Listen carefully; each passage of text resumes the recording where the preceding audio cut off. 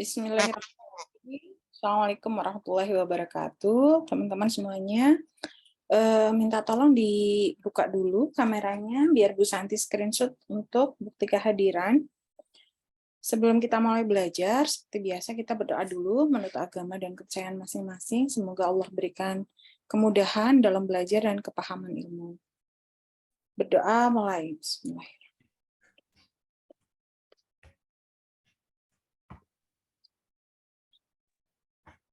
Amin. Selesai? Baik. Saya screenshot dulu ya. Silahkan on cam dulu. On cam dulu semuanya, silahkan. Saya screenshot terlebih dahulu. Itu ada yang pakai apa tuh? Handuk. Mau mandi. Mau mandi, Bu. Oke. Saya screenshot ya. 1, 2, 3. Oke. Baik, pertemuan hari ini kita pertemuan perdana belajar mengenai konsep dasar dari gizi. Ya, sebelumnya kemarin sudah kenalan dengan Bu Santi ya, waktu penjelasan RPP. Kita mulai saja perkuliahan hari ini. Sebentar, Bu Santi izin share screen.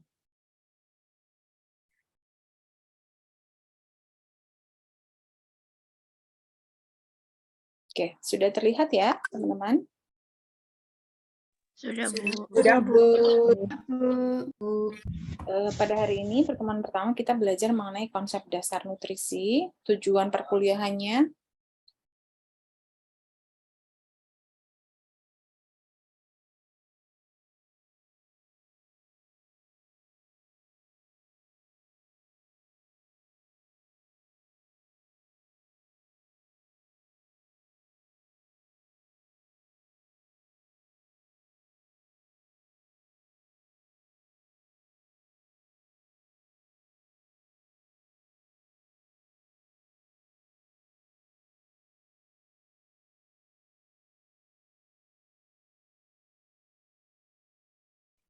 Maaf, ada gangguan sedikit. Saya lanjutkan. Suara Bu Santi terdengar? Terdengar, Bu. Tujuan perkuliahan pada hari ini diharapkan setelah kuliah mahasiswa memahami tentang pengertian gizi dan nutrisi, tanda-tanda nutrisi yang baik, kemudian macam-macam zat gizi, kecukupan gizi pada berbagai usia, kemudian perhitungan kebutuhan gizi dan konsep malnutrisi. Yang pertama adalah pengertian gizi, ya. Di sini ada beberapa pengertian gizi. Sebelumnya kita ketahui bahwa gizi ini ternyata berasal dari bahasa Arab yaitu gisah, ya, di mana dalam bahasa Inggris dikenal dengan istilah nutrition yang berarti bahan makanan atau zat gizi atau sering diartikan sebagai ilmu gizi. Sedangkan menurut WHO, yaitu World Health Organization, karena kita orang kesehatan, kita sering merujuk semua hal itu pada WHO, ya.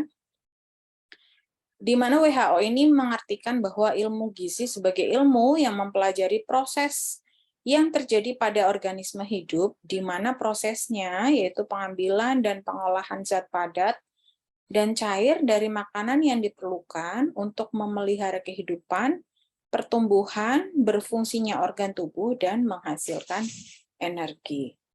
Gizi ini adalah suatu proses organisme menggunakan makanan yang dikonsumsi secara normal melalui proses digesti, absorpsi, transportasi, penyimpanan, metabolisme, dan pengeluaran zat-zat yang tidak digunakan untuk mempertahankan kehidupan, pertumbuhan dan fungsi normal dari organ-organ, serta menghasilkan energi.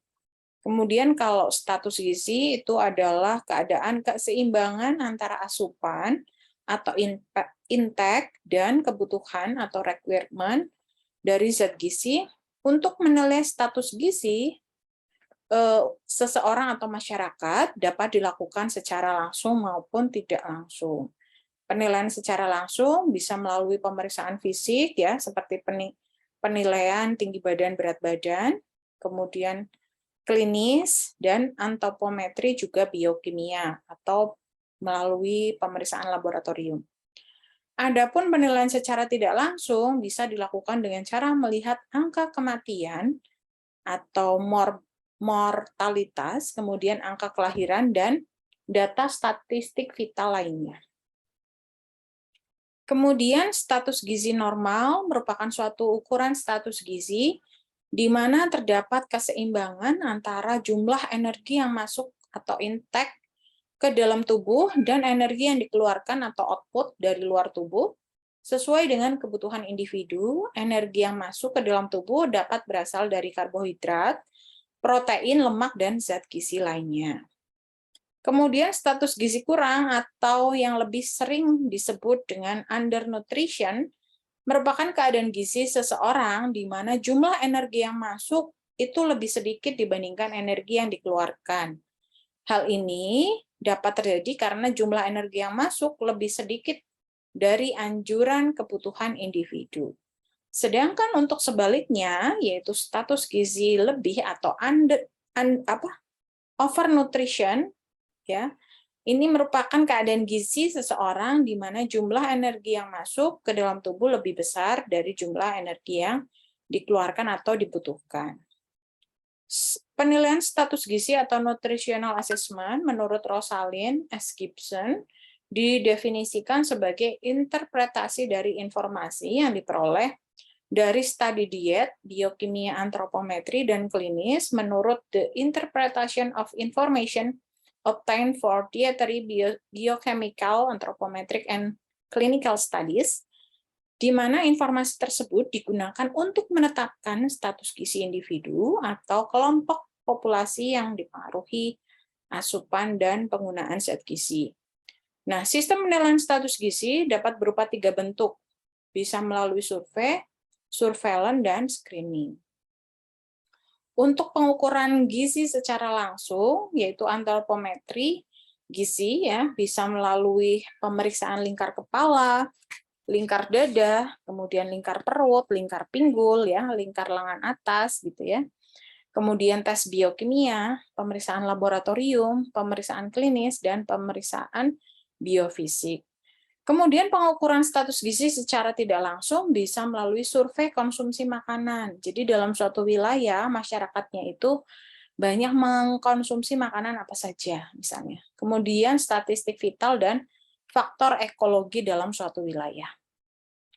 Faktor yang mempengaruhi gizi, yang pertama adalah konsumsi makanan dan infeksi yang terjadi dalam setiap individu.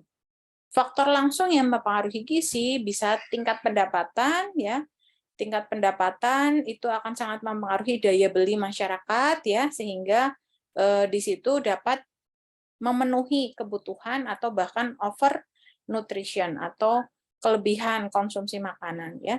Kedua adalah pengetahuan gizi, yang ketiga adalah sanitasi lingkungan. Tanda-tanda nutrisi yang baik, yang pertama tinggi dan berat badan itu sesuai dengan umur, mempunyai tubuh kuat dan kencang, postur tubuh tegap dan proporsional, kulit tidak kering dan lembab, rambut berkilau dan tidak mudah rontok, mata jernih dan berbinar, cepat tanggap dan selalu ceria, BAB lancar dan tidur nyenyak. Ya, ini kalau BAB lancar maksudnya berarti setiap hari itu normalnya itu BAB, ya. Tidur nyenyak artinya bisa tidur dengan nyaman, ya. Kalau ada istilah insomnia berarti tidak sampai dengan insomnia. Macam-macam zat gizi, yang pertama ada karbohidrat, bahan makanan yang banyak mengandung karbohidrat, misalnya padi, padian, serealia, jagung, umbi-umbian, dan kacang kering. Kemudian lemak dengan kandungan unsur CHO dengan kandungan oksigen lebih kecil daripada yang terdapat dalam karbohidrat. Banyak makanan yang mengandung lemak, antara lain lemak hewani dan nabati, ya.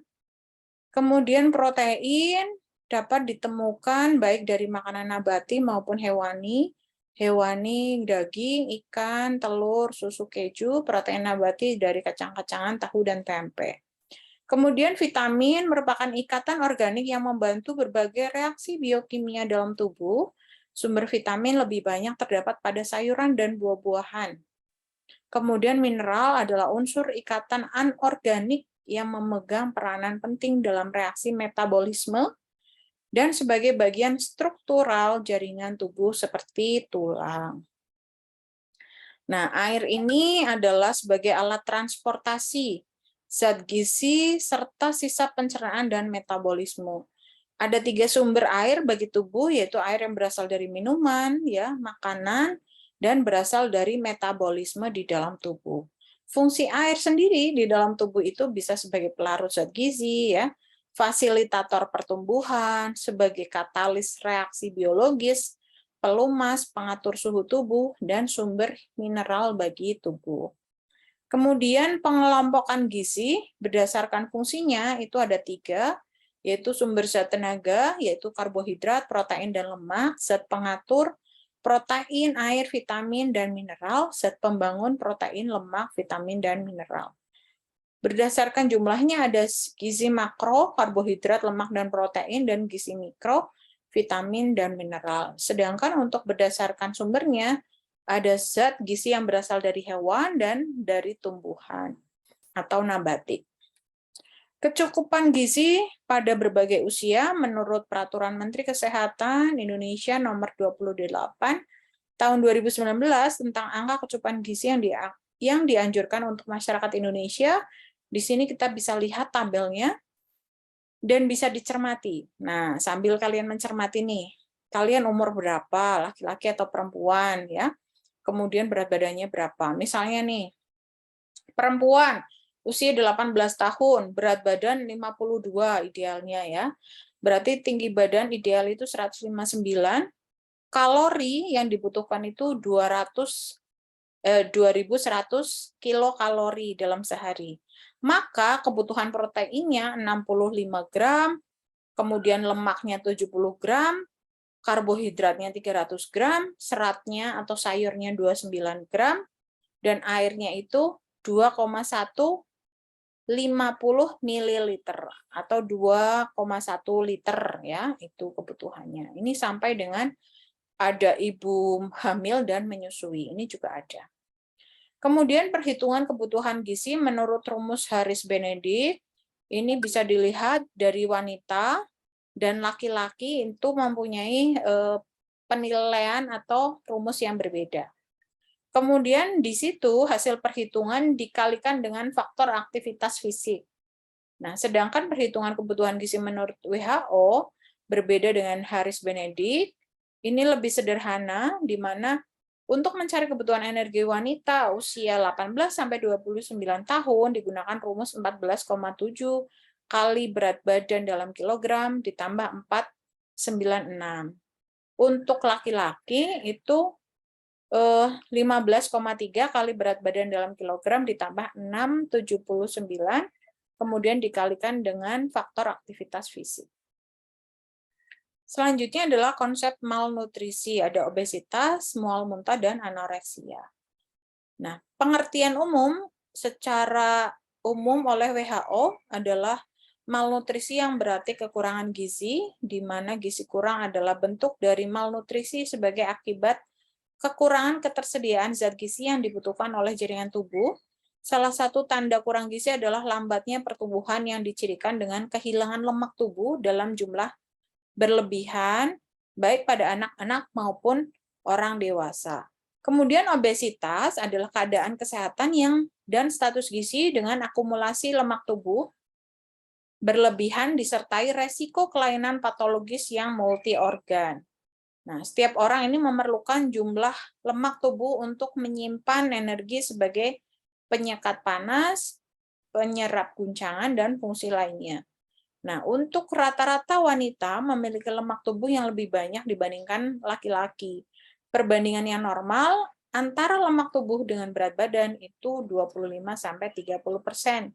Untuk wanita 18-23%, pada pria. Sedangkan berdasarkan klasifikasi WHO 1998 dinyatakan berat badan lebih atau BBL bila indeks massa tubuhnya itu 25 sampai 29,9 kg per meter persegi. Nah, dinyatakan obesitas bila IMT lebih dari 30,0. Nah, untuk obesitas ringan 30 sampai 34,9, sedang 35 sampai 39,9, obesitas berat itu lebih dari sama dengan 40. Penyebab obesitas adalah karena mengkonsumsi kalori lebih banyak dari yang diperlukan, dan faktor yang diperkirakan terlibat yaitu faktor genetik, lingkungan, faktor psikis, faktor perkembangan, aktivitas fisik, usia, diet, kehamilan, obat-obatan, dan masalah medis. Menurut Guyton and Hall, obesitas dapat dipengaruhi oleh faktor psikogenik, kelainan neurologi, kemudian faktor genetika, kelebihan nutrisi pada masa anak-anak, dan kegemukan akibat kortisol. Nah, di sini seseorang dengan obesitas akan menghadapi banyak resiko masalah kesehatan, misalnya hipertensi, diabetes, dislipidemia, penyakit jantung, koroner dan stroke, osteoartritis pada tulang, apno tidur ya, tiba-tiba meninggal pada saat tidur ya karena sesak nafas, kemudian asma, kanker, penyakit perlemakan hati atau fatty liver, penyakit kandung empedu, dan gout arthritis ya pada persendian. Nah, di sini dijelaskan mulai dari hipertensi ya sampai dengan gout arthritis. Kemudian penata laksanaan obesitas dianjurkan agar melalui banyak cara dan dilakukan bersama-sama, antara lain merubah gaya hidup, kemudian pengaturan makanan. Kemudian pembedahan bila indeks massa tubuhnya itu 35 sampai 39,9. Kemudian obat-obatan anti obesitas. Yang selanjutnya adalah mual muntah, yaitu gangguan makanan seperti anoreksia nervosa dan bulimia nervosa. Untuk gangguan makanan menurut Diagnostic and Statistical Manual of Mental Disorder mengklasifikasikan ada 3 jenis gangguan makanan, yaitu anoreksia nervosa, bulimia nervosa, dan binge eating disorder atau BED. Ya. Bulimia nervosa ini ditandai dengan perilaku makan dalam jumlah yang besar, ya, sering dan berulang-ulang, kemudian memuntahkan kembali. Jadi mulutnya itu dirangsang oleh jari tangan sehingga dikeluarkan lagi semua makanannya. Bisa menggunakan jari tangan, bisa dengan obat pencahar supaya keluar lagi makanannya. Nah, akibatnya bisa terjadi pembengkakan ludah di pipi, jaringan paruh di buku jari, pengikisan email gigi, kadar kalium yang rendah di dalam darah ya, kemudian gigi sensitif, masalah kelenjar ludah, paparan asam lambung, dan terganggunya pencernaan, juga keseimbangan cairan tubuh yang terganggu. Nah, kelainan ini biasanya terjadi pada 75% ya. Orang yang mengalami bulimia ini melakukan merangsang untuk makanan itu keluar dari mulut gitu ya, melalui jari itu. Yang terakhir adalah anoreksia nervosa, ditandai dengan keengganan untuk menetapkan berat badan menjadi normal ya, penyimpangan pandangan terhadap tubuh, ketakutan ekstrim menjadi gemuk, dan